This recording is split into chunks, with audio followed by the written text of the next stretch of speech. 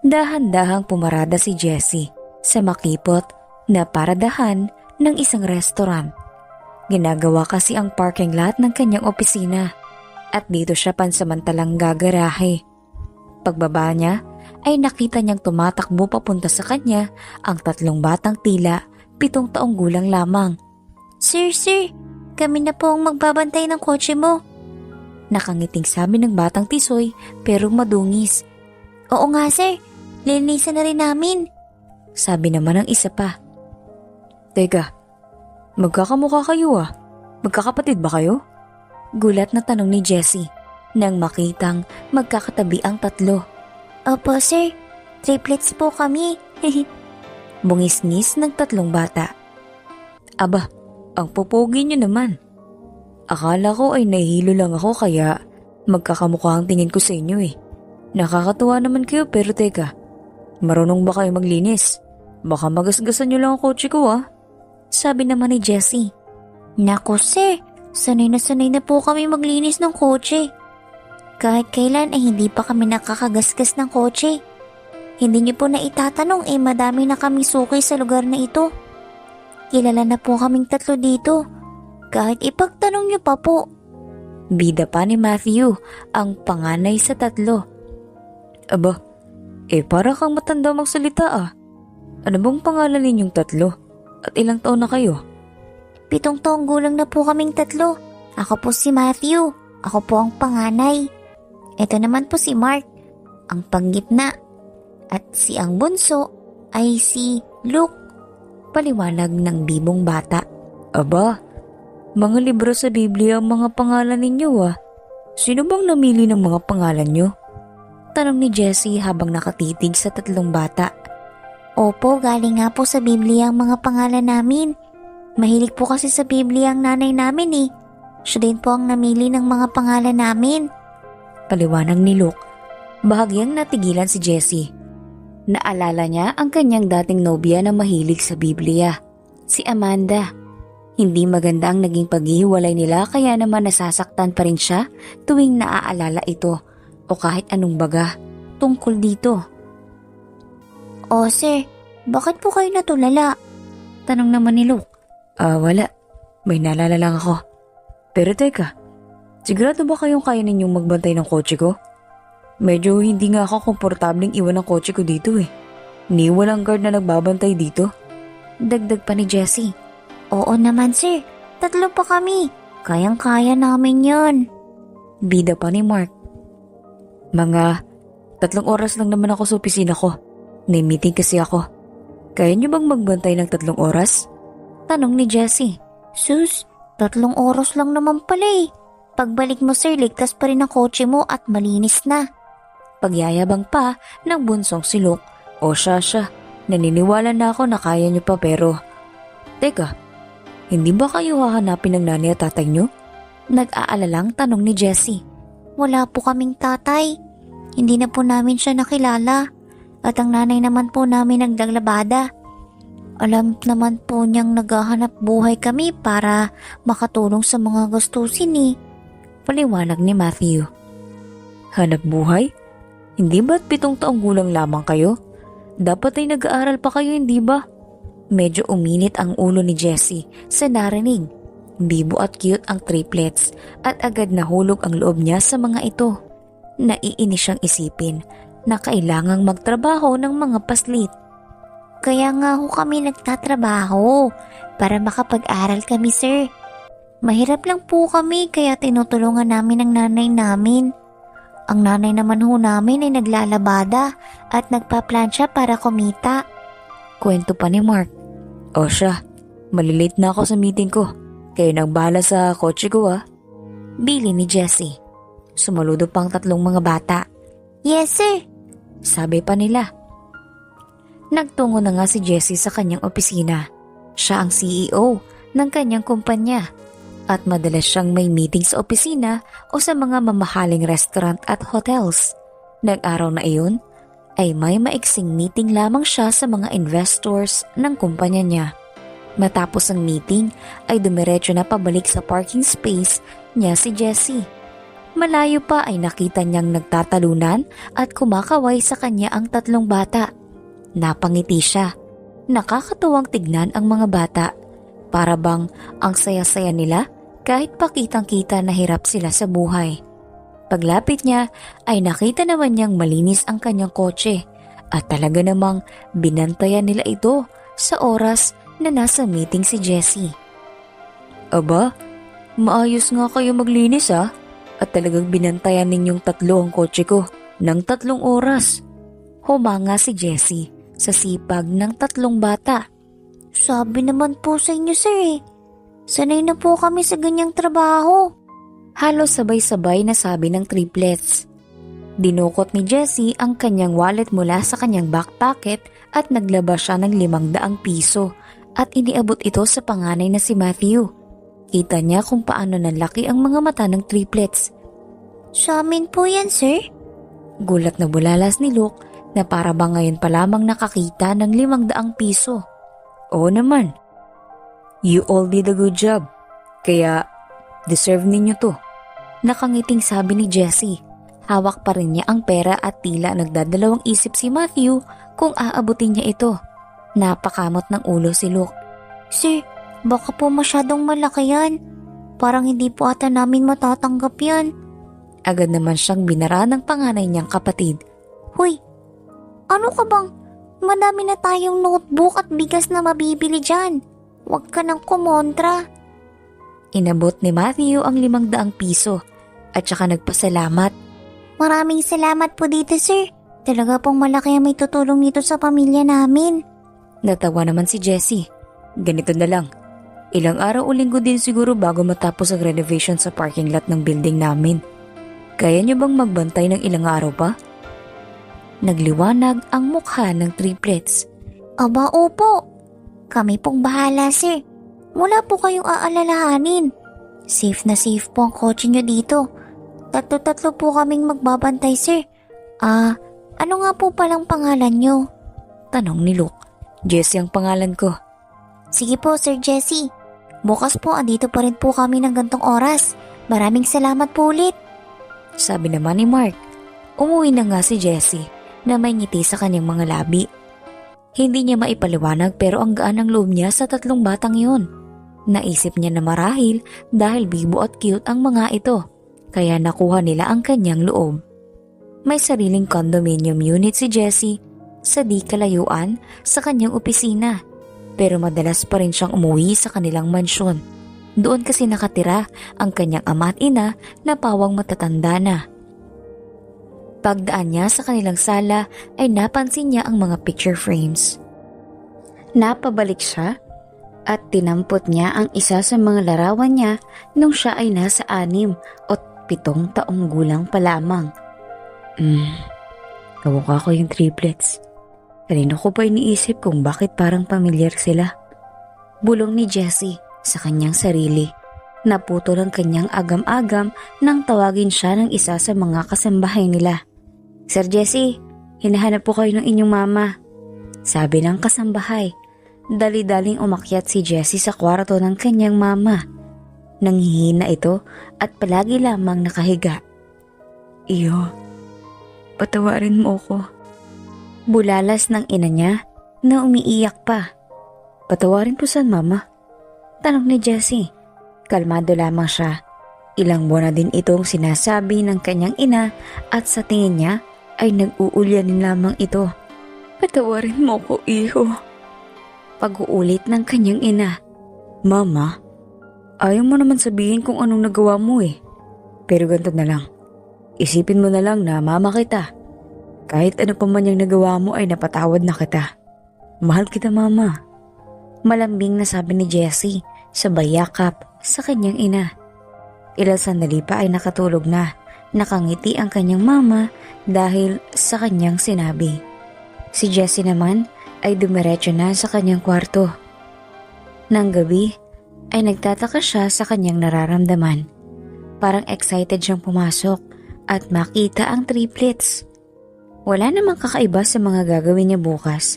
Pupunta lamang siya para pumirma ng ilang dokumento, pagkatapos ay uuwi na rin siya.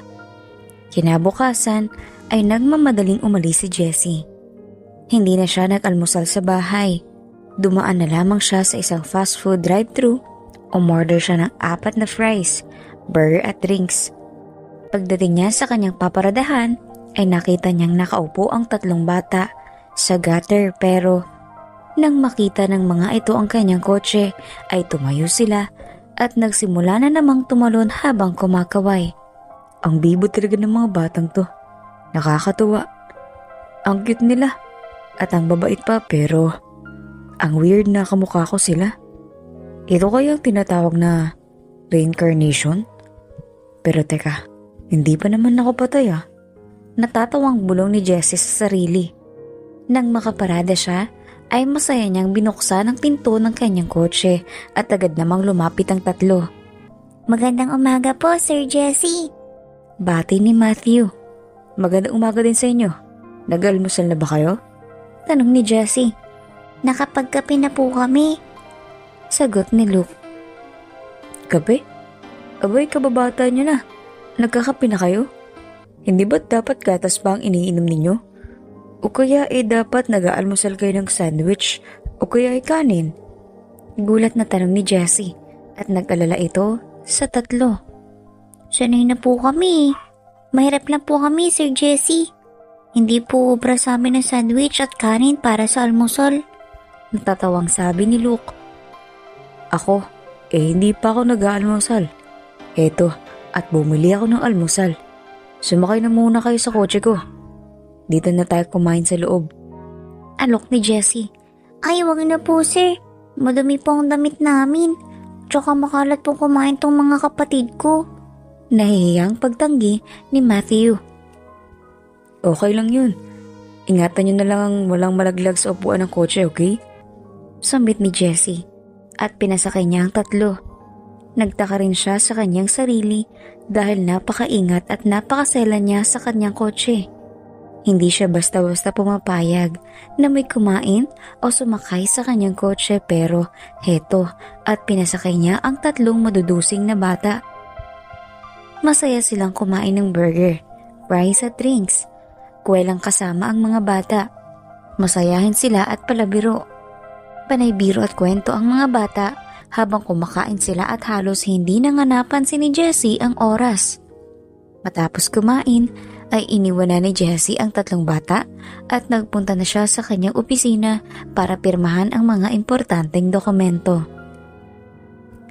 At sa araw-araw nga na ganun na ang kanilang nakagawian, sabay-sabay silang nag-aalmusal. Minsan ay isinasama pa nga niya ang 3 na sa restaurant mag-almusal. Naging malapit na sa kanya ang triplets. Minsan nga ay hindi na tumatanggap ng bayad ang mga ito, pero ipinipilit pa rin ni Jessie ang bayad. Madalas na 500 piso o kaya naman ay 1,000 ang ibinabayad niya sa mga ito. Isang araw ay naisipan niyang isama sa mall ang mga bata. Bago siya umuwi ay kinausap niya ang 3. Papayagan ba kayo mag-mall ng nanay niyo bukas? Aba, syempre naman, Sir Jessie. Pero ano po bang gagawin namin sa mall? Tanong ni Matthew. Basta, magpaalam kayo sa nanay ninyo na sasama kayo sa akin sa mall.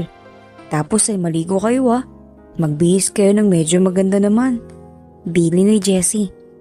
Bakit po tayo pupunta sa mall, Sir Jessie? Birthday mo po ba? Biro ni Luke at nagtawanan sila. Well, yeah. Actually, birthday ko nga bukas.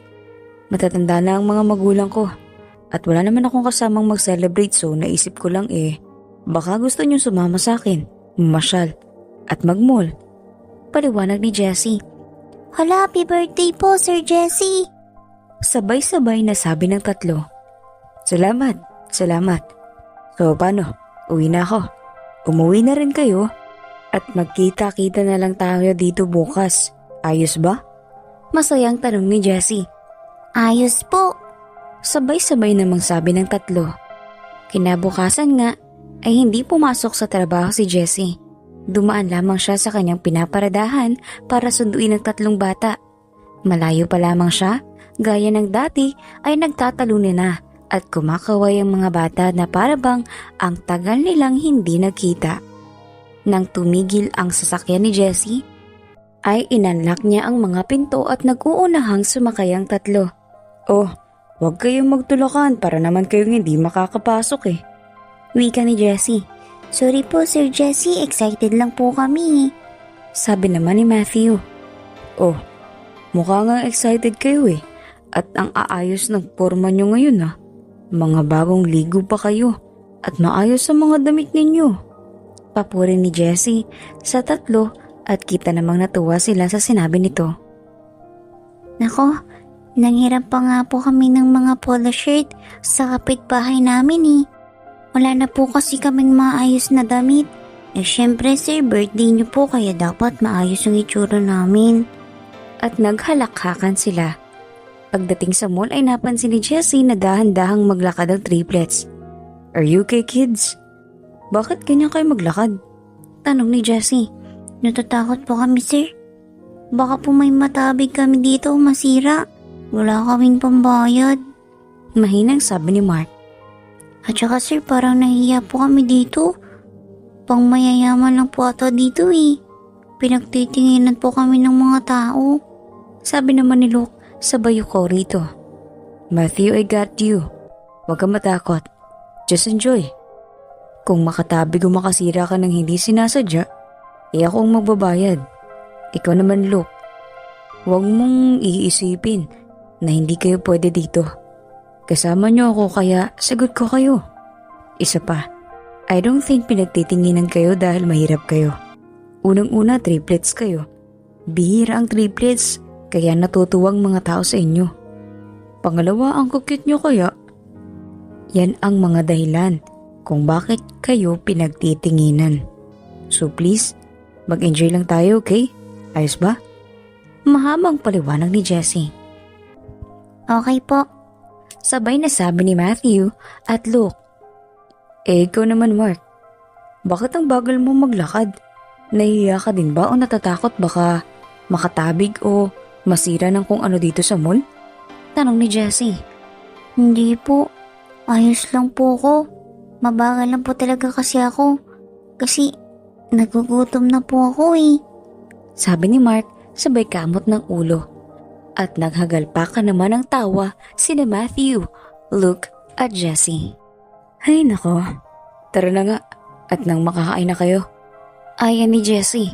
Nang dumating sila sa restaurant ay halos malaglag ang panga ng triplets. Ang daming pagkain. Bulong ni Matthew. This way sir. Magalang na sabi ng isang magandang babaeng naka-uniforme.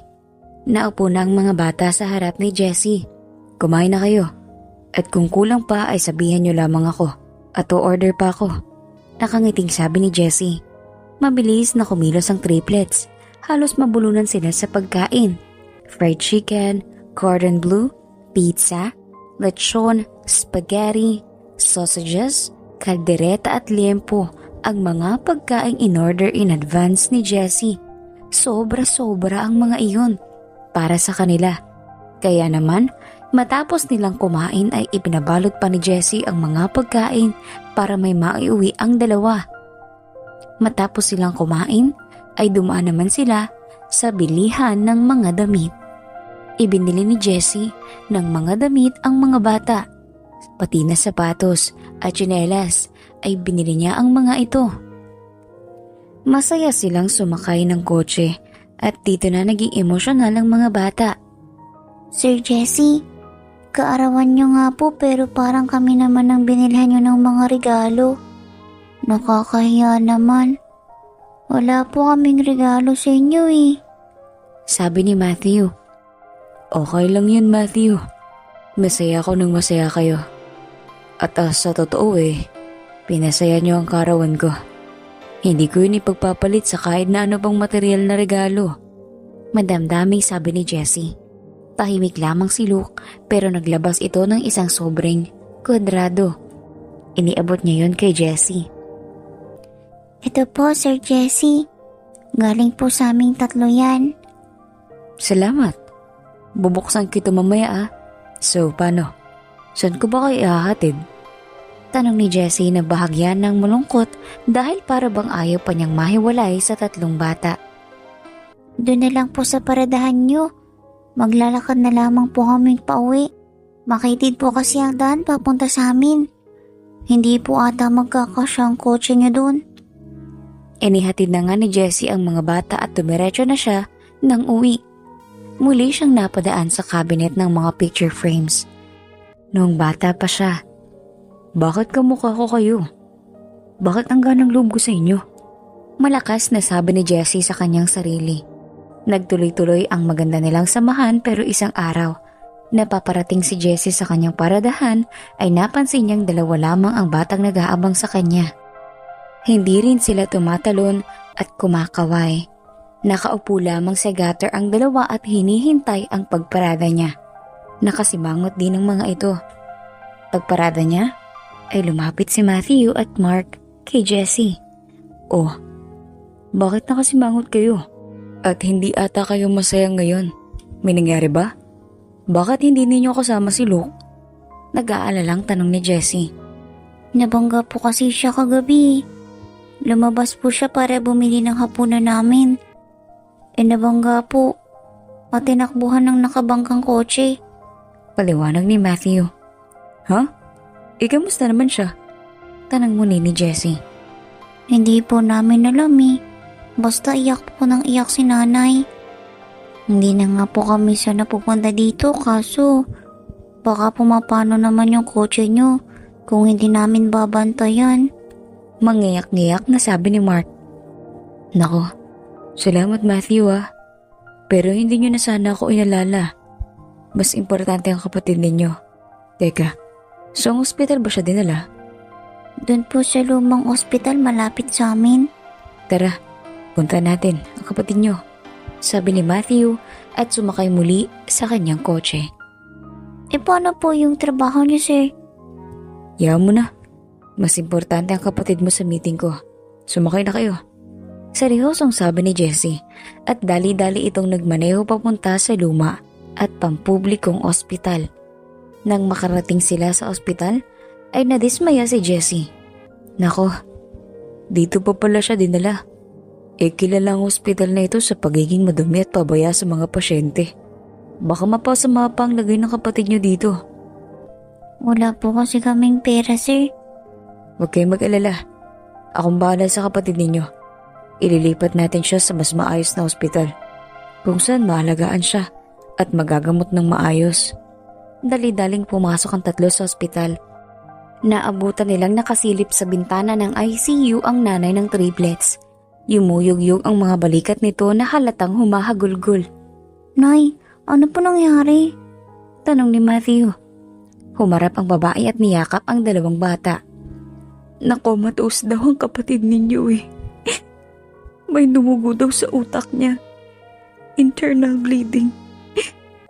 Epekto daw ng pagkakabagok ng ulo niya nang mabangga siya. Paliwanag ng babae habang umiiyak. Dahan-dahan namang naglakad papalapit sa mag-iina si Jessie. Amanda? Hindi makapaniwala si Jessie sa kanyang nakikita. Halos walang taon silang hindi nagkita ni Amanda. Napatigil sa pag-iyak si Amanda. Napatitig siya kay Jessie. Jessie? Anong ginagawa mo dito? Paano mo nalaman na nandito kami? Nay, siya po yung mabait na lalaki na nagbibigay sa amin ng pera kapalit ng paglinis at pagbantay namin sa kotse niya. Andito po siya para tulungan tayo. Ililipit po niya ng ospital si Luke para mas mapadali po siyang gumaling. Masayang pagbabalita ni Mark. Hindi tayo tatanggap ng tulong mula sa lalaking yan, mga anak. Kung kailangan kong mamalimos ay gagawin ko. Huwag lamang umasa sa lalaking yan. Umiiyak na sabi ni Amanda. Pero Nay, baka po may masama pa mangyari kay Luke. Bakit po ayaw ninyong tumanggap ng tulong galing kay Sir Jessie? Makakilala po ba kayo? Bakit parang galit po kayo sa kanya? Ang bait-bait nga po sa amin ni Sir Jessie. Matthew, Mark, maaari bang dun muna kayo sa may bintana? May pag-uusapan lang naman kami ng nanay ninyo. Hala, bakit daw? Kakamot-kamot ng ulo ang dalawa Pero sumunod din naman sa lalaking hindi nila alam ay tunay na ama pala nila. Amanda, bakit parang ikaw pang galit sa akin? Hindi ba't ikaw ang bigla na lamang nawala?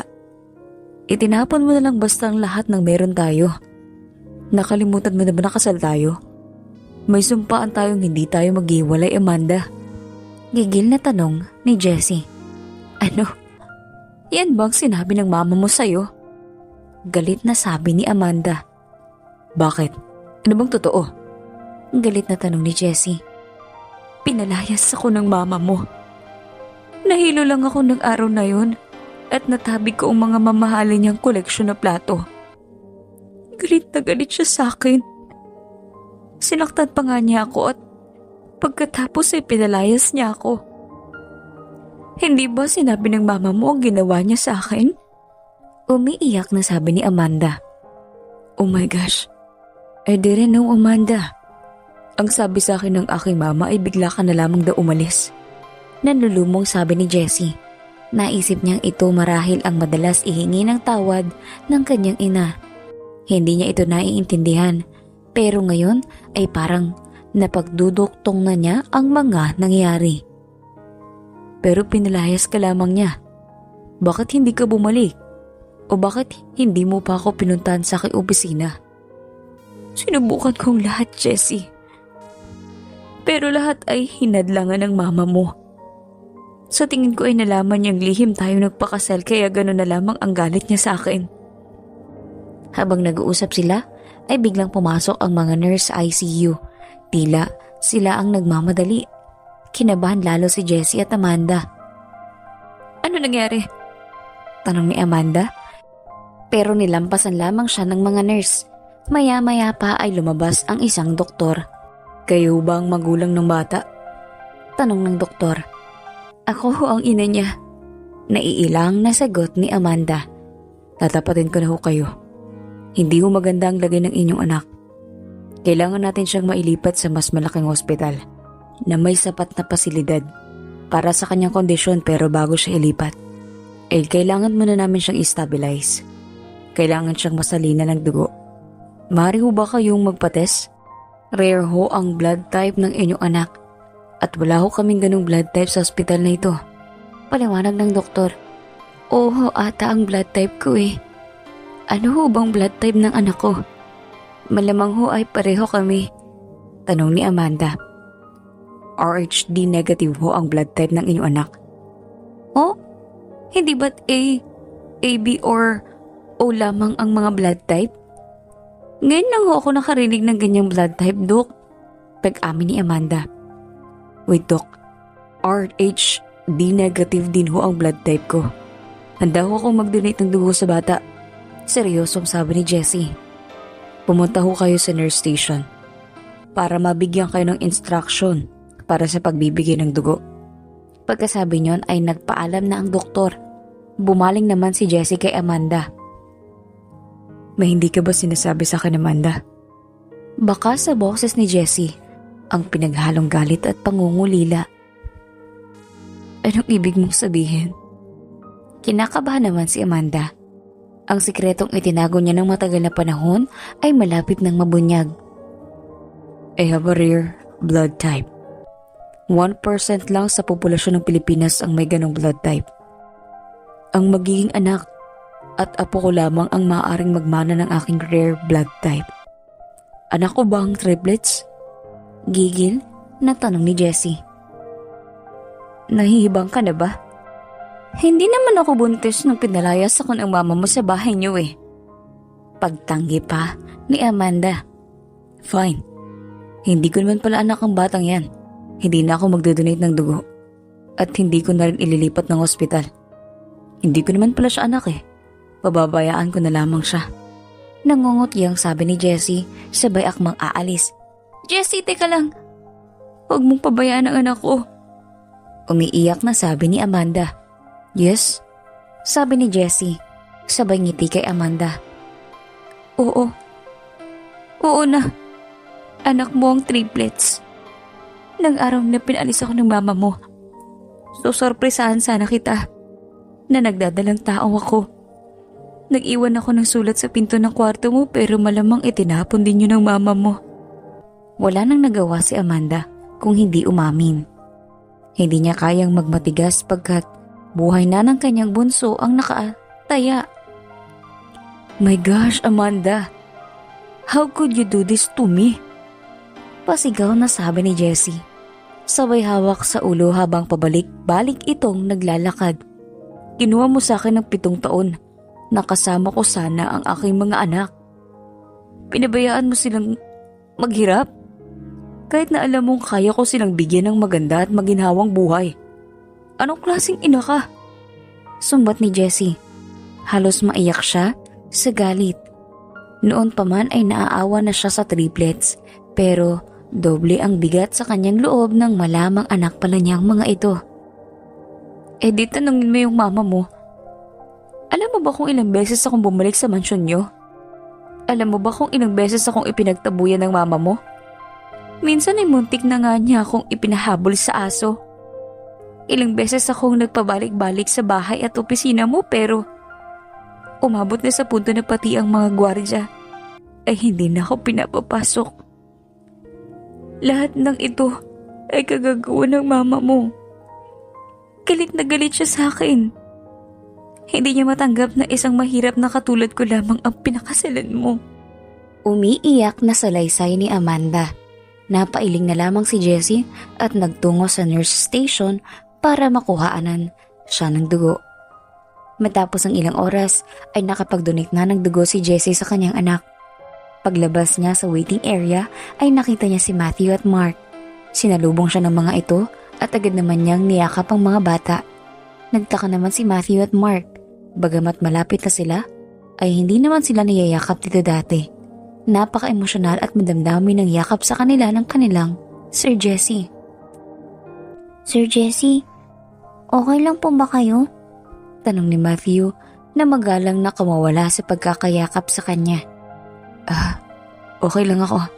Matthew, nakapag-donate na ako ng dugo sa kapatid niyo. Bukas, pag maayos na siya, ay ililipat na siya sa pribadong ospital. Si Mark naman ay sumabat. Ang sarap naman po ng yakap mo, Sir Jessie. Para na rin po ako niyakap ng tatay ko Hindi ko pa po kasi naranasan mayakap ng tatay ko Ang sarap pala. Bungis-ngis pa nito. Maraming salamat po sa lahat ng tulong niyo sa amin, Sir Jessie. Pasensya na rin po kayo sa nanay namin Baka naguguluhan lamang po siya dahil sa nangyayari sa kapatid namin pero mabait naman po siya. Siguro po mahirap lang din talagang naging buhay niya simula nang niloko siya ng tatay namin. Pagtatanggol ni Mark sa ina, nagulat si Jessie. Plano na sana niyang ipagtapat sa mga bata na siya ang tunay nilang ama pero parang galit ata sila sa kanya. Minabuti na lamang niya na kumuha muna ng magandang tiyempo bago magtapat sa kanyang mga anak. Nangihina pa si Jessie mula sa pagdodonate ng dugo pero ilang saglit pa ay inilipat na ng ospital si Luke. Si Amanda ang sumama kay Luke sa ambulansya habang si Matthew at Mark naman ay sumabay sa kotse ni Jessie. Sa biyahe ay naisipang kausapan ni Jessie ang mga anak niya. Mga bata, meron akong ikinuhang condo units na malapit sa ospital na paglilipatan kay Luke. Doon muna sana kayo mamalagi habang nasa ospital si Luke. At least, hindi na kayo mahirapang umuwi pa sa bahay niyo. Kondo po? Yung matataas na building po tapos may laruan at saka swimming pool? Excited na tanong ni Matthew. Oh, yun nga yung kondo. Natatawa namang sagot ni Jessie. Bakit naman po kailangan namin ng kondo? Nakakaya naman po kasi masyado pong malaki ang nagagastos niya sa kapatid namin. Gusto ko lamang na mapadali ang pagbisita o pagbabantay ninyo sa inyong kapatid. Para hindi na rin mahirapan ang nanay ninyo. Hindi madali ang pinagdadaanan ninyo ngayon Nang maisaayos na si Luke sa ICU, ay pinuntahan ni Jessie si Amanda sa waiting area. Inabutan niya ito ng sandwich na binili niya sa cafeteria. Kumain ka muna, Amanda. Kahapon ka pa ata hindi kumakain Hindi naman ako nagugutom Hindi ka nga nagugutom, pero ang katawan mo na mabibigay yan. Kailangan mo pakakatatag para sa mga anak mo. Umaasa sila sa iyo. Sa'yo lamang sila kumukuha ng lakas ng loob. Kahit ganyang mukha silang masaya paniguradong kinakabahan at nag-aalala sila para sa kapatid nila. Inabot ni Amanda ang sandwich at dahan-dahang kumain. Tumutulo ang mga luha niya. Hindi ko kakayanin kung may mangyaring masama sa aking anak, Jessie. Mahal na mahal ko sila at sila lang ang buhay ko. Huwag kang mag-alala, Amanda. Andito na ako. Hindi mo nagagawin ang lahat ng ito ng mag-isa. Hindi kita pababayaan. Hindi ko pababayaan ang mga anak natin. Salamat. Mahinang sabi ni Amanda. Ikinuha ko na nga pala ng mga bata ng kondo. Diyan lang sa may labas ng hospital. Para naman huwag kayong mahirapan bumiyahe. Kung okay lang sa inyo ay ihahatid ko na muna sila doon. Para makatulog at makapagpahinga silang dalawa. Sige. Hindi pa rin sila nakakatulog ng maayos simula kahapon Wika ni Amanda na pilit kinakain ng sandwich na bigay sa kanya. Tama naman si Jessie. Kailangan niyang magpakatatag para sa kanyang mga anak. Maya-maya pa ay nagpaalam na si Jessie. Naglakad sila ng dahan-dahan papunta sa kinauupuan nila. Matthew at Mark, niyakap ni Jessie si Amanda. Magpakatatag ka. Kakayanin natin to. Ipinapangako ko sa'yo. Hindi ako papayag na may mangyaring masama sa bunso natin. Nagpaalam na nga si Jessie at ang mga bata kay Amanda. Inihatid nga ni Jessie sina Matthew at Mark sa condo unit na inupahan niya para sa mga ito. Tuwang-tuwa ang mga magkapatid. Pagpasok pa lamang ng building ay hanga na sila sa ganda nito. Grabe, ang ganda dito. Wika ni Matthew. Sobrang ganda nga dito, no? Sana gumaling na si Luke para makita din niya ito. Wika naman ni Mark. Nang makapasok sila sa condo unit ay nagtakbuhan sa malaking sofa ang mga bata. Ang lambot ng upuan. Pasigaw na sabi ni Matthew. Mga bata, teka lang. Maligo muna kayo at kumain. Puyat pa kayo Umidlip muna kayo. Pagkatapos niyong matulog ay pupunta tayo ng mall para makabili ng mga gamit niyo. Pakiusap ni Jessie na naglilikot sa mga anak. Ano pong bibili natin? Tanong ni Mark. Mga damit na gagamitin niyo dito.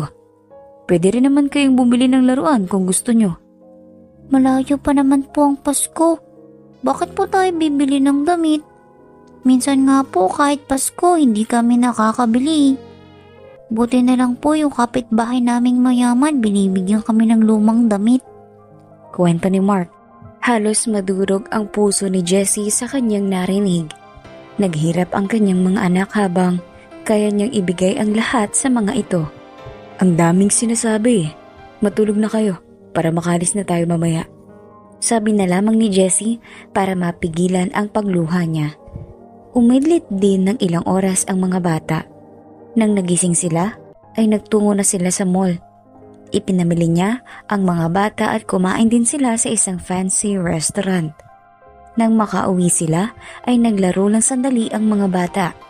At nakita niyang tulog na ang mga ito. Binihisan niya ng pangtulog ang mga bata at isa-isa niyang kinarga ang mga ito papunta sa kama. Nang nakahiga ng magkatabi ang dalawa, ay tinititigan niya ang mga ito. Napakasaya ng puso niyang makasama ang kanyang mga anak. Humiga siya sa tabi ng mga ito at niyakap sila. Habang nakahiga ay naisip niya kung gaano niya kamahal si Amanda dati. Pakiramdam niya ay lalo pa nga niya itong minahal ngayon na nalaman niyang may mga anak na pala sila. Kinabukasan ay maagang dumating ang isa sa mga kasambahay ni Jessie.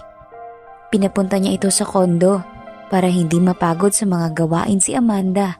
Dahil tulog pa ang mga bata, ay iniwan na niya ang mga ito at nagtungo siya sa ospital. Naabutan niyang nakayuko sa isang upuan si Amanda. Natutulog ito. Kita niya sa mukha nito ang pagod, puyat at pag-aalala kay Luke. Marahan niya itong tinapik sa balikat. Amanda, umuwi ka muna sa kondo niyo. Tabihan mo ang mga bata. Namimiss ka na nila. Ako na lamang munang magbabantay kay Luke. Ayoko. Baka kung anong mangyari Wala ako sa tabi ng anak ko. Pagmamatigas ni Amanda. Hinawakan ni Jessie ang kamay ni Amanda. Anak ko rin si Luke, Amanda. Wala akong nanaising masama para sa kanya. Ikaw nga nakasama mo sila simula maliliit pa. Ako ngayon pa lamang na makakasama sila. Kaya gagawin ko ang lahat para gumaling si Luke. Magtiwala ka lang sana. Anak niyo po si Luke? So ibig sabihin, anak niyo rin po kami? Tanong ni Matthew. Nagulat si Jessie at Amanda. Hindi nila alam na nasa may likuran pala nila ang mga bata at narinig nila ang kanilang pag-uusap. Pagkaalis pala ni Jessie ay nagising sila Matthew at Mark at pinilit nila ang kasambahay na samahan sila sa ospital. Oo anak. Siya nga ang ama mo. Napayuko na lamang si Amanda pagkasabi niyon.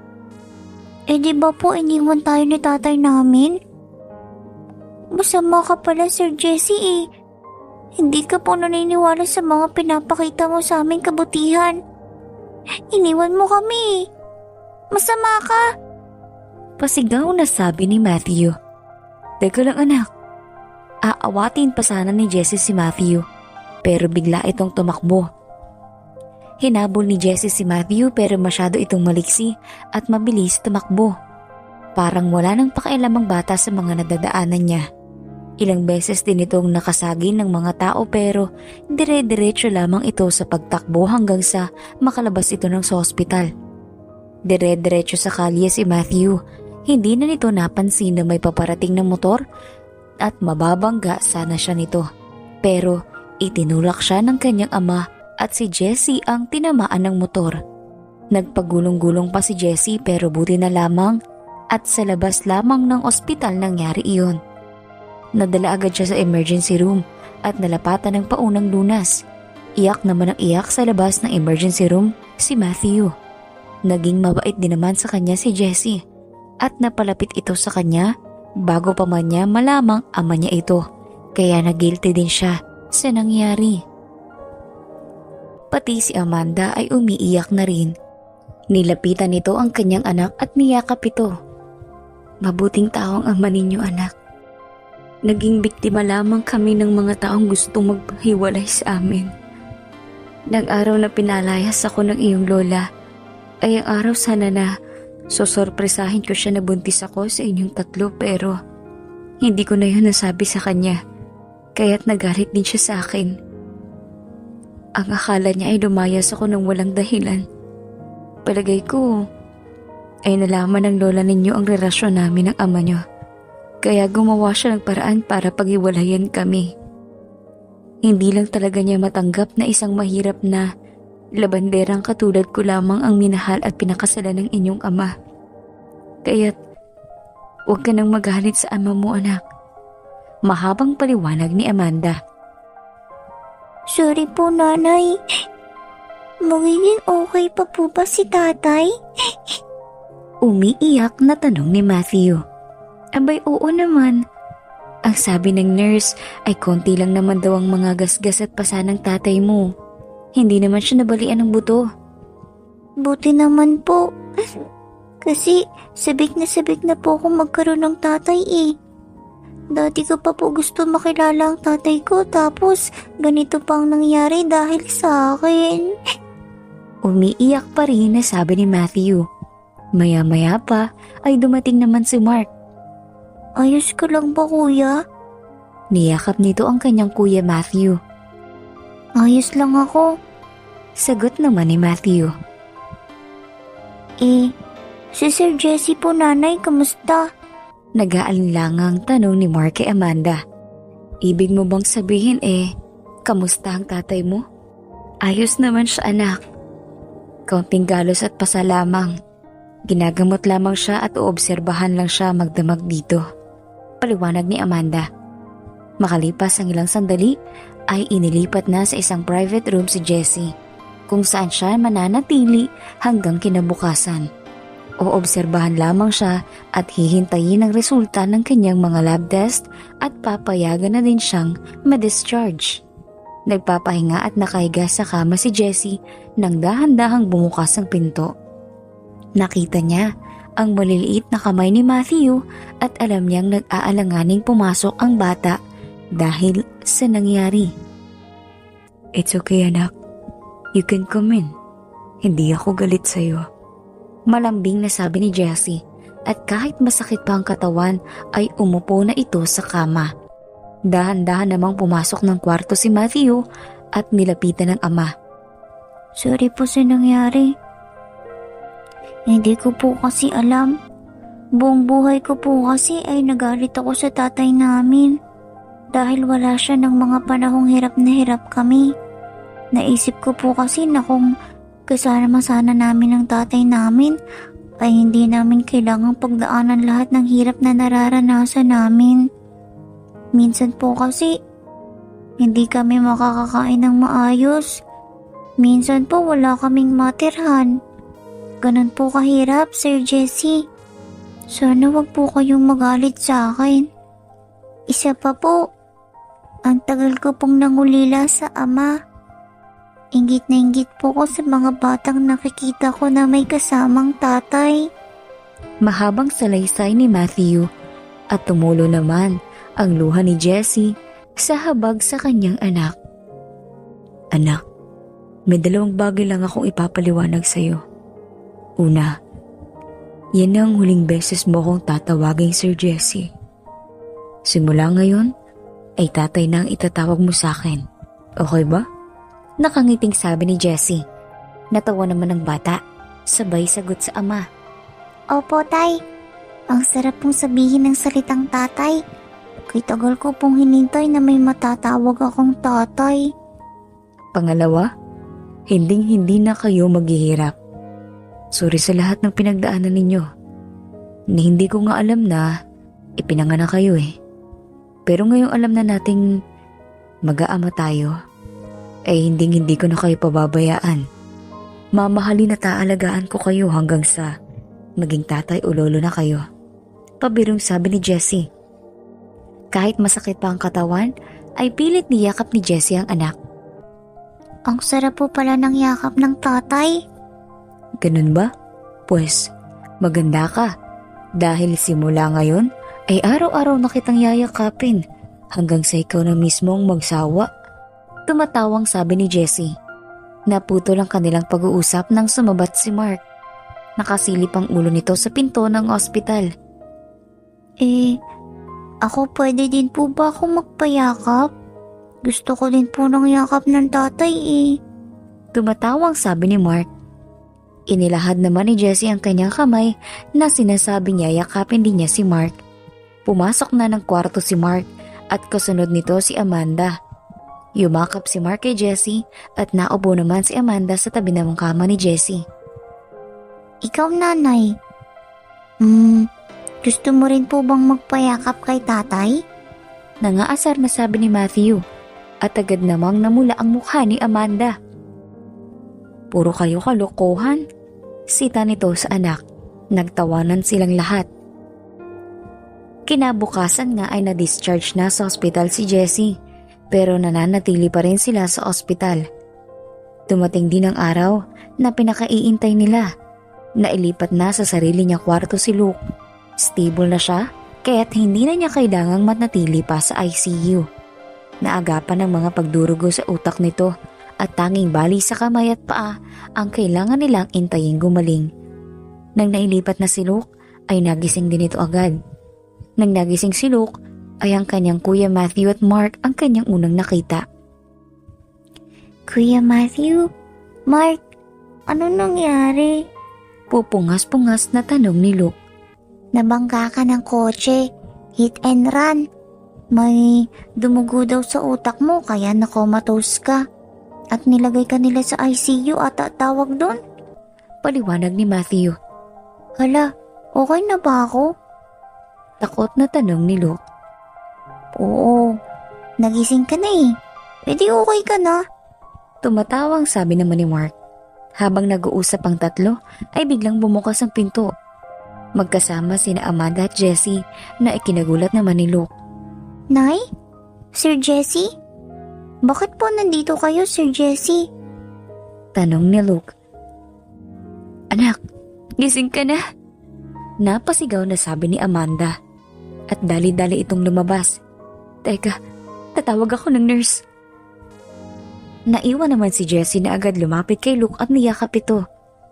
Hindi siya si Sir Jesse, Luke. Siya ang tatay natin. Humahalakhak na sabi ni Matthew. Nananaginip ba ako? O niloloko niyo lang ako? Si Sir Jesse yan eh. Siya yung may-ari ng kotse na nililinisan at binabantayan natin. Sabi pa ni Luke. Oo, Luke. Tatay natin siya. Nang magkasakit ka, ay sumama sa amin si tatay. Gusto ko kasi niyang tulungan. Nung nakita si nanay at tatay doon nila nakumpirma na tatay nga natin siya. Bida pa ni Mark. Ano ba yan? Parang masayang panaginip pala. Buti nagising ako agad. Nakangiting sabi ni Luke. Oo, buti nagising ka. Abay, pagod na kami magbantay sa'yo ah. Halakhak naman ni Matthew. Ito pa pala, Luke. Ikinuha kami ni tatay ng kondo na malapit dito sa ospital. Para daw wag na kaming mahirapan sa pagpunta sa'yo. Grabe, ang ganda ng kondo natin. Ang laki ng TV at daming palabas sa cartoons. May swimming pool pa at laruan. Bida pa ni Mark. Ha? Talaga? Swimming pool? Laruan? Parang playground, ganun? Parang biglang lumakas si Luke sa kanyang mga narinig. Tapos, ipinag-shopping pa kami ni tatay ng mga damit at laruan. Maraming marami.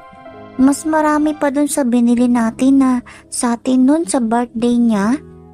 Bida naman ni Matthew. Anak ko, hindi ko mapapatawad ang sarili ko kung may nangyari sa iyong masama. Emosyonal na sabi ni Jessie. Bakit po? Hindi naman po ikaw ang bumangga sa akin ah. Natawa na lamang si Jessie at pati sila Matthew at Mark ay natawa na rin.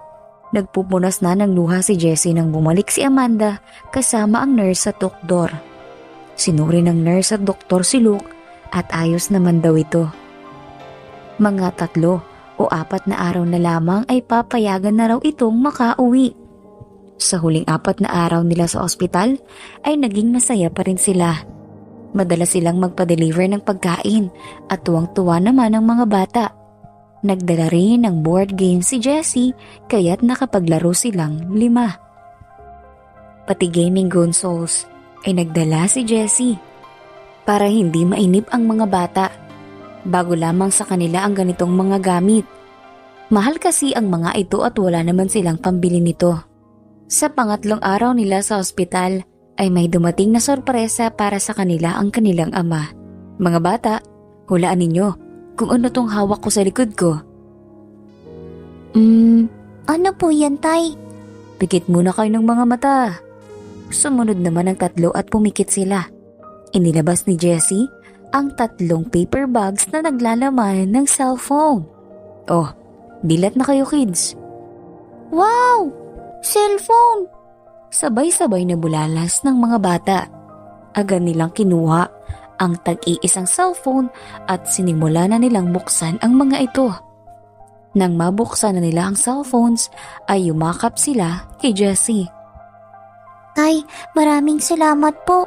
Matagal na po namin gustong magkaroon nito eh. Pero wala kaming pambili. Salamat po talaga. Wala nga naman mga anak pero dapat wag sobra-sobra sa paggamit ng gadgets ha. Isa pa, binili ko talaga yan para pwede nyo ko i-text o tawagan kapag may kailangan kayo o kapag gusto nyo lang akong kausap. Opo tatay, lagi ka po naming tatawagan. Nakangiting sabi ni Luke.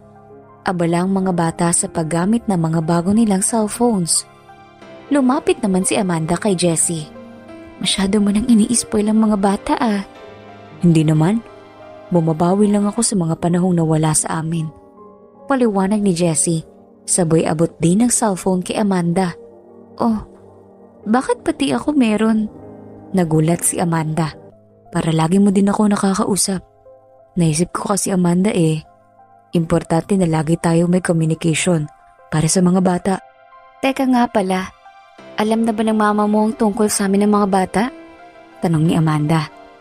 Hindi ko na muna sinabi. Napakamot ng ulo si Jessie sa tanong ni Amanda. Oo, tama. Mas makakabuti siguro yan baka kung ano na naman gawin niya. Pasensya ka na. Alam ko ng mama mo siya pero mas makakabuti talaga kung hindi niya alam ang tungkol sa akin. Lalo na sa mga anak natin. Matanda na si Mama Amanda. I don't think may magagawa pa siya. Pero alam mo, ilang buwan tayo bago nagkita ay nagsimula na siyang humingi ng kapatawaran sa akin. Lagi niya sinasabi sa akin na patawarin ko raw siya. Kapag tinatanong ko naman kung bakit siya humihingi ng tawad hindi naman yan maipaliwanag. Baka nagsisisi na rin siya sa nagawa niya dati. Sabi ni Amanda pero naiilang pa rin talaga siya sa usapin tungkol sa ina ni Jessie. Hindi rin naman maiaalis sa kanya na sumama ang loob sa mama ni Jessie pagkatapos ng lahat ng nangyari. Oo nga pala, anong plano mo pag nakalabas na ng ospital si Luke? Plano? Di ba babalik sa dati naming ginagawa bago maaksidente si Luke? Uuwi na muna kami sa aming bahay. Maglalabada pa rin ako. At ang mga bata naman malapit na rin bumalik sa paaralan. Kwento ni Amanda. Doon na lang kaya kayo tumira sa bahay ko? Alok ni Jessie. Kasama ng mama mo? Mapang-asar na tanong naman ni Amanda. Natawa rin si Jessie. Hindi. Ibig kong sabihin sa kondo ko. Doon na lang tayo tumira. Wag na. Maaari naman kaming bumalik sa dati naming bahay Pagmamatigas ni Amanda. Hindi naman sa minamalit ko ang bahay nyo at buhay ninyo. Dati. Pero bakit mo gugustuhin bumalik dun kung kaya ko namang bigyan ng masarap na at maginhawang buhay ang mga anak ko? Napayo ko na lamang si Amanda. Huwag na matigas ang ulo mo, okay? Doon na lang kayo tumira sa kondo ko. At ako naman dun sa bahay kasama nila mama. Wika ni Jessie. Pumayag din naman si Amanda. Tingin ko naman hindi ka tatanggap ng hindi mula sa akin. So sige na. Kung saan mapapabuti ang mga anak natin, payag na rin ako. Buti naman. Sa atin, anong plano mo? Nakangising sabi ni Jessie. Nako Jessie, tumigil ka nga dyan. Puro kakalokohan. Halata namang kinilig din si Amanda at pulang-pula ang mga pisngi nito sa hiya. Mahal pa rin naman kita. Madaming nangyari sa panahong maghiwalay tayo. At matagal na rin tayong magkahiwalay. Naisip ko na ligawan na lang kaya ulit kita. Magsimula tayong muli. Sabi ni Jessie sabay hawak sa kamay ni Amanda. Nako Jessie, hindi ko na iniisip yan. Mga buhay pag-ibig. Ang priority ko ay ang mga anak ko. Hirap na nga akong alagaan sila Magdadagdag pa ba ako ng sakit ng ulo? Hindi ka na magiging mag-isa Amanda. Katulong mo na ako sa pagpapalaki sa mga anak natin. Nakalabas na nga ng ospital si Luke. Sa kondo ni Jessie na sila tumira. Sinamahan pa nga ni Jessie si Amanda at ang mga bata na maghakot ng mga gamit mula sa kanilang lumang bahay. Nakita ni Jessie na halos puro luma naman ang mga dala nilang gamit, kaya ipinaiwan na niya ang mga ito. Ipinamili niya ng mga bagong gamit ang triplets, pati na rin si Amanda. Nang nakalipat na sila sa kondo ay sinimula na ngang suyuin ni Jessie si Amanda. Halos araw-araw niya itong pinupuntahan sa kondo nila. Dinadalhan niya ng mga bulaklak at tsokolate si Amanda. Sa tuwing pumupunta siya sa kondo ay naglalaan talaga siya ng oras na makapaglaro sila ng kanyang mga anak. Sinisiguro din niya na may oras sila ni Amanda para makapag-usap o makapag-bonding. Oh, ang aga mo ata. Bati ni Amanda isang araw nang pagbukas niya ng pinto si Jessie. Gusto sana kitang ayaing mag-almusal. Namiss kita Nakangiting bati ni Jessie. Alam mo, puro kakalokohan. Tulog pa ang mga bata. Teka, at gigisingin ko. Akmang pupunta sana sa kwarto ng mga bata si Amanda pero pinigilan siya ni Jessie. Wag na. Iyan mo silang matulog ng mahaba-haba. Lagi naman natin silang kasama. Aba kailangan din naman natin ng oras na tayo lamang magkasama. Pili yung sabi ni Jessie. Puro kabiro. Akin na nga yung mga pagkain dala mo at iaayos ko na. Sabi ni Amanda sabay kuha ng mga dala ni Jessie. Aba, at hindi ako nagbibiro, Amanda. Kailangan talaga may oras pa rin tayo para sa ating dalawa. Ano bang pinagsasabi mo dyan? Hindi naman tayo magnobyo, Jessie Tang sabi ni Amanda. Oo, hindi tayo magnobyo, Amanda. Mag-asawa tayo Baka nakakalimutan mong kasal tayo. At hindi naman tayo nag-anal. So nananatili tayong mag-asawa sa mata ng Diyos, ng tao at ng batas. Palusot pa ni Jessie pero may katwiran din naman siya. Nang maisaayos na ni Amanda ang mga pagkaing dala ni Jessie, ay pumuesto na sila sa malawak na balkonahe ng kondo. Kitang-kita mula dito ang mga nagtataasang gusali at mga makukulay na ilaw. Nagsimula ng kumain ng dalawa. Pinag-usapan nila ang mga plano nila para sa kanilang mga anak. Nang matapos silang kumain, ay tumayo si Jessie at nagmasid sa magandang view. Tinabihan naman siya ni Amanda. Ang ganda ng view, no? Wika ni Amanda. Naisip ko lang na sa dinami-dami ng mga tao sa mundo, nagkita pa rin talaga tayo matapos ang maraming taon. Nakita mo yan? Napakaraming gusali, napakaraming tao. Sino mag-aakala na may magkikita pa rin talaga tayo? Nakangiting sabi ni Jessie. Kahit ako nga rin nagulat. Akala ko talaga hindi na tayo magkikita kailanman. Emosyonal na sabi ni Amanda. Ibig sabihin nabigyan pa tayo ng pagkakataon. Dapat wag na natin itong sayangin. Kasi hindi naman lahat na nabibigyan ng pangalawang pagkakataon Ito na yung panahon para sa atin, Amanda. Aaminin ko namang mahal pa rin kita, Jessie. Totoo yan. Kahit kailan naman ay hindi na walang pagmamahal ko sa'yo. Kahit pa nung mga panahong galit ako. Dahil akala ko ay hindi mo na ako hinanap. Yun naman pala So, ano pang hinihintay natin? Di, buuin na natin ang pamilya natin. Mas masaya kung sama-sama na tayo. Hindi pa ako handa sa ganyan, Jessie. Pasensya ka na, sabi ni Amanda, sabay yuko. Naiintindihan ko naman, Amanda. Handa akong maghintay sa tamang panahon. Mahal kita. And I don't mind waiting. Sa ngayon mag-focus tayo sa mga bata. Gusto ko mapalapit sa kanila. Gusto kong bumawi sa mga nawalang panahon sa amin. Suportado kita diyan, Jessie.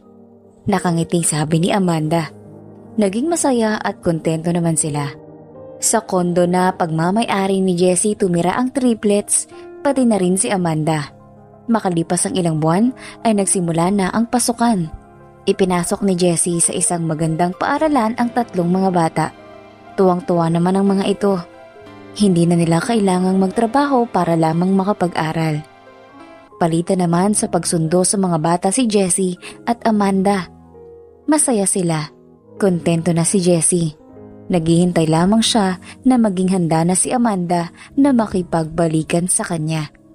Hindi inakala ni Jessie na may mga kokontra pa rin pala sa kanilang pag-iibigan. Isang araw, na umuwi sa mansyon si Jessie, ay nadatnan niyang nakaupo sa sala ang kanyang mama at papa, sila Doña Milagros at Don Jose. Oh, Mama, you look good at mukhang hindi masamang pakiramdam mo Ikaw din, Papa. Mukhang maganang pakiramdam ninyo Sabi ko naman sa inyo huwag kayong laging nasa kwarto nyo lang. Nakangiting sabi ni Jessie. Wala siyang kaalam-alam na pinagbabalakan na naman pala ng kanyang mama na guluhin ang kanyang pamilya. Porket ba? Matatanda na kami. Binabaliwala mo ng opinyon namin sa iyong buhay? Nagtatampong sabi ni Doña Milagros. Anong sinasabi mo, Mama? Tanong ni Jessie. Napag-alaman kong nagkita na kayo ni Amanda. At inako mo pa raw ang mga anak ng babaeng iyon. Nahihibang ka na ba, iho? Bakit mo aarugahin at gagastusan ang anak ng ibang lalaki ng babaeng iyon? Tanong ng matanda. Halos maluha ito sa galit. Mama, anak ko ang triplets. Giit ni Jessie. Paano mo nang masisiguro? Halos 9 na taon kayong nagkita. Maraming maaaring mangyari ng panahong nagkahiwalay kayo.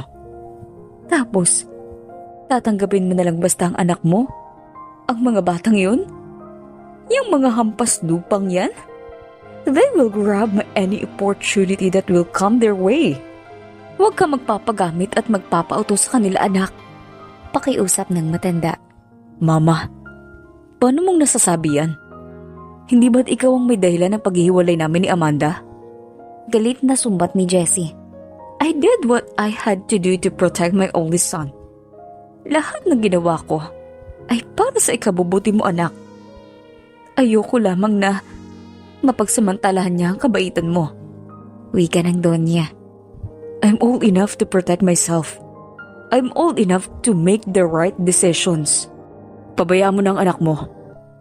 Akala ko ba ay nagsisisi ka na sa mga nagawa mo nung araw? Ito na ang pagkakataon mo para bumawi.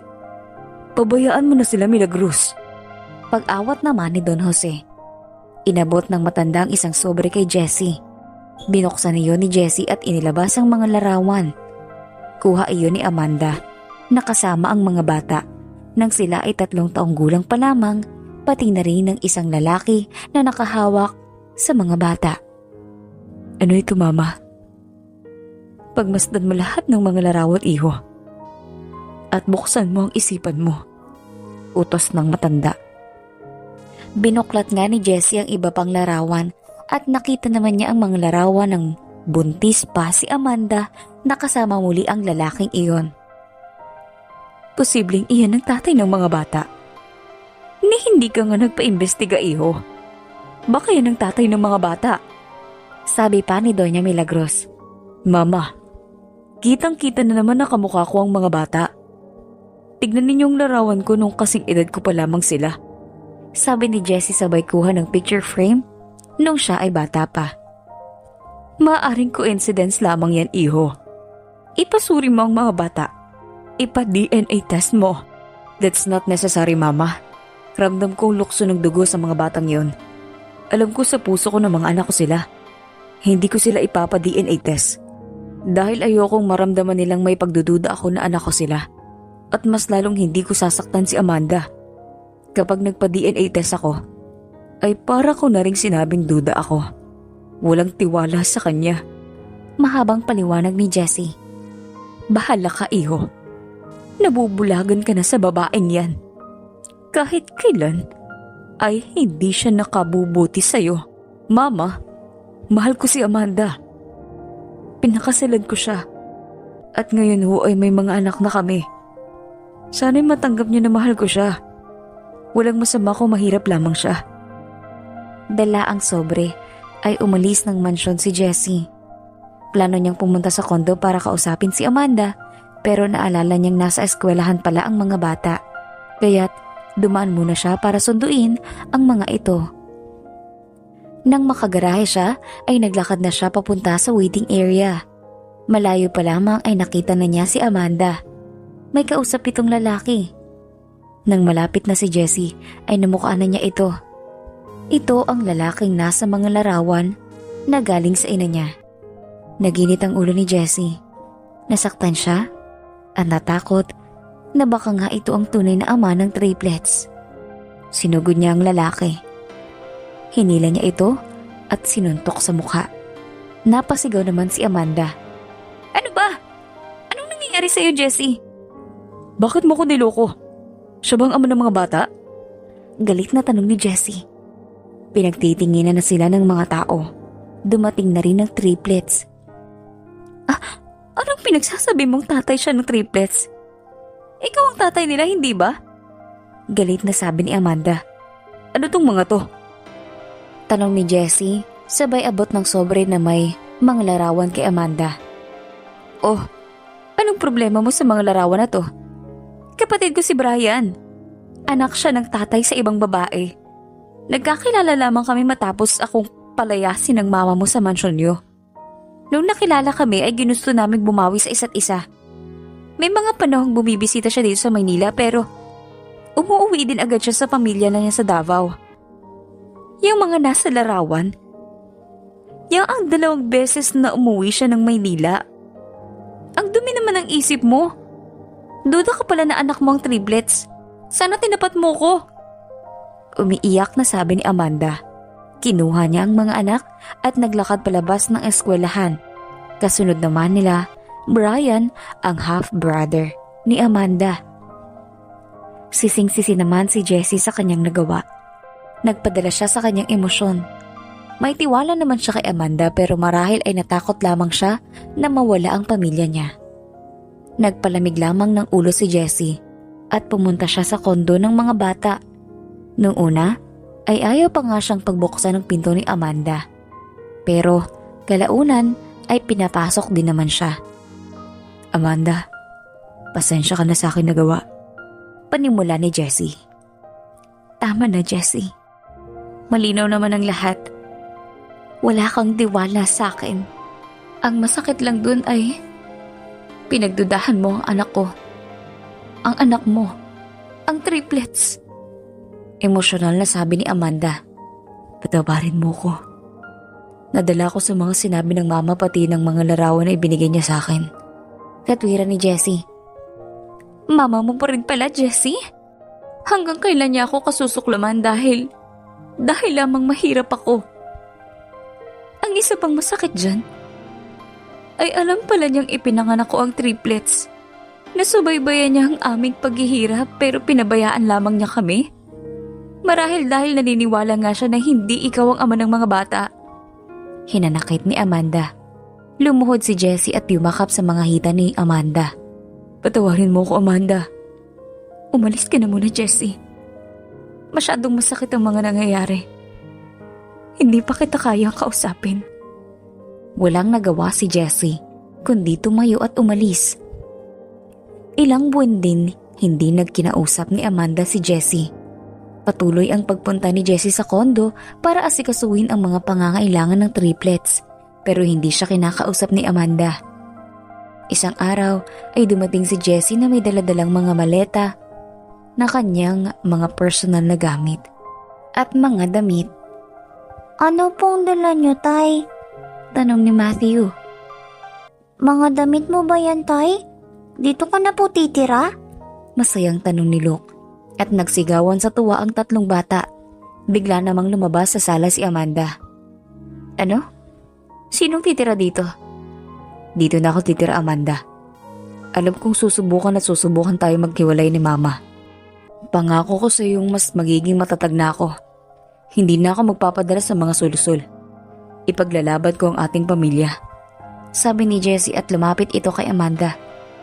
Kung dito ka titira, ay babalik na lang kami sa aming bahay. Galit na sabi ni Amanda, pero hinawakan siya sa kamay ni Jessie. Mahigpit nito na hinawakan at nakatitig sa kanyang mga mata. Patawarin mo ko, Amanda. Masyado ko natakot na mawala ang pamilyang ito. Kaya't hindi na ako nakapag-isip at nasuntok ko ang iyong kapatid. Ni hindi ko nga alam na may kapatid ka pala sa ama. Depensa ni Jessie sa sarili. Bumuntong hininga ng malalim si Amanda. Baka tama ka nga. Kung desidido kang buuin ang pamilyang to, ay dapat wag ka na magpapadala sa mama mo. Parang hindi na natin mababagong pananaw niya. Ayaw na talaga niya sa akin dahil labandera niyo lang ako. Ibig mong sabihin pinapatawad mo na ako? Pwede na ba akong tumira dito kasama ninyong mga anak ko? Tuwang-tuwang sabi ni Jessie. Oo. Panahon na rin siguro para buuin natin ang pamilya natin. Nakita ko naman na ang pagsisisi mo. At bumabawi ka naman talaga sa amin. Mabuti kang ama sa mga anak natin, Jessie. Jessie knelt on one knee. Inilabas niya ang isang maliit na kahon at iniabot kay Amanda ang isang singsing. Will you marry me again? Nakangiting tanong ni Jessie. Nagsigawan naman sa tuwa ang 3 magkakapatid. Nay, mag-oo ka na dali. Pakasal na kayo ni tatay. Ano ba, Jessie? Abay, kasal na tayo ah. Natatawa at kinikilig na sabi ni Amanda. Ikinasal na tayo dati na tayong 2 lamang. Empleyado nga lang ng City Hall ang witness natin eh. Gusto kitang pakasalan at ipangalandakan sa buong mundo. kung gaano ako kapalad na ikaw ang aking misis. You deserve that. Gusto kong imbitahan ng mga kaibigan at kamag-anak natin. Gusto kong maging saksi ng ating pagmamahalan ng ating mga anak. Mahal na mahal kita, Amanda. Madamdaming sabi ni Jessie. Mahal din naman kita. Salamat dahil patuloy mong ipinaglalaban ang pagmamahal mo sa akin at sa ating mga anak. Oo, Papakasalan kita ulit. Kahit paulit-ulit pa. biro pa ni Amanda at isinuot na niya ang singsing pagkatapos ay inilabas niya ang luma niyang wedding ring.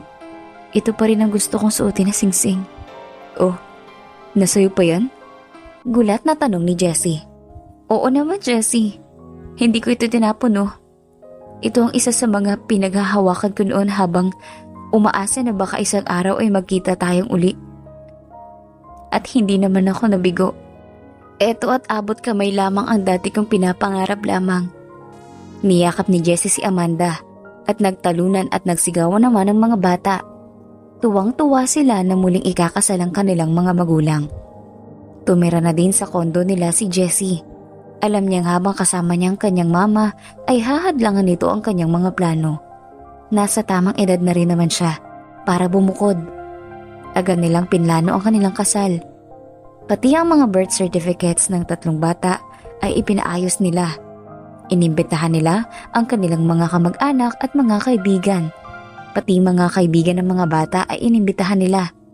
Maging ang mga kasamang barkers ng mga bata ay inimbitahan nila. Wala silang pinipili sa pag-iimbita. Mayaman man o mahirap, ay imbitado sa kanilang kasal. Maging ang mga plansyadora at labanderang kaibigan ni Amanda ay inimbitahan nila. Dumating ang araw ng kasal nila. Todo porma ang 3 mga bata. Nakasuot sila ng puting tuxedo at mga naka-shades pa nga. Terno ang kanilang tuxedo na suot ng kanilang ama. Garden wedding iyon. Pati ang panahon ay nakisama. Maganda ang sikat ng araw pero hindi rin masyadong mainit. Masaya ang mga tao.